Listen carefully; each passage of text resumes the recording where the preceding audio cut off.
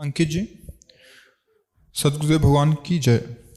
गुरुदेव भगवान, इस पापी जीव से आपकी आज्ञा का उल्लंघन बहुत बार हुआ है। कृपया करके मुझे दंड दें और ऐसा अवसर दें कि आगे से ऐसा नहीं हो। गुरुदेव, मैं हर आज्ञा का पालन करूं। किसका प्रश्न है? हाँ, हजारों बार कसम खाओ तो भी वही बात होगी। समझो, जब तक हम स्वयं सुधरना नहीं चाहेंगे तब तक हमें कोई सुधार नहीं सकता। जिसको हम जानते हैं गलती है, वो हमसे पुनः इसलिए होती है कि मानते ऊपर से गलती है, हृदय से मानते कि इसमें सुख है। अंदर की बात है ये। ऊपर से हम कहते हैं अधर्म है, पाप है, गलत है, नहीं करूंगा, नहीं करना चाहिए। और अंदर से है कि सुख है, अब तुम्हें कोई नहीं रोक सकता। हजार बार गलती मानो, फिर ऊपर हजार के ऊपर चलेगी बात। वही होगा जिस दिन आपके हृदय में ये बात आ गई कि देख लिया कहीं सुख नहीं है। अब आज से मैं नियम लेता हूं अंदर से भगवान के बल पर कि मैं ऐसी जगह नहीं जाऊंगा जहां भ्रष्ट हो जाऊं, ऐसे दृश्य नहीं देखूंगा जिससे मैं पतित हो जाऊं, ऐसा भोजन नहीं करूंगा, ऐसा संग नहीं करूंगा। और खूब नाम जप करो, तो यही सुधार है। दंड से सुधार नहीं होता। मतलब किसी को जैसे आप 3 दिन व्रत रह लो, ठीक है, 3 दिन बाद चौथे दिन जब शुरू करोगे तो 5वें दिन फिर वही रंग आ जाएगा। इससे कोई लाभ नहीं। ये तो मतलब देहाभिमान जनित ये सब बातें हैं। मूल बात को अगर समझ लोगे तो खाते पीते रहो, उचित जीवन व्यतीत करो। ये शरीर, अब जैसे हट करके आप बड़ी बढ़िया गाड़ी ले लिए और उसमें पेट्रोल मत डालो, नहीं तो आप गाड़ी रखे रहो, उससे कुछ थोड़ा होगा, उसमें डालना ही पड़ेगा।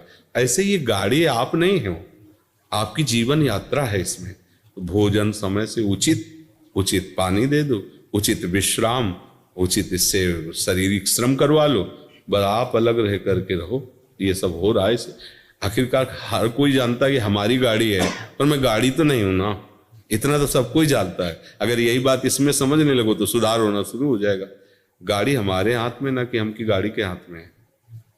और उसकी भी एक सीमा है, उसी सीमा से चलोगे तो बच जाओगे। सीमा से तो फिर कंट्रोल आपके हाथ में नहीं रहेगा। सीमा के अंदर मतलब सिद्धांत के अंतर्गत शरीर रूपी यात्रा को चलाओ। उचित आहार, उचित विहार, उचित शयन, उचित बर्ताव। गंदी बातें जो निषेध की जाती हैं उनको स्वयं छोड़ो। जब हमारा हृदय आकर्षित होता है किसी गंदी बात के लिए तो मन हर्षित होता है।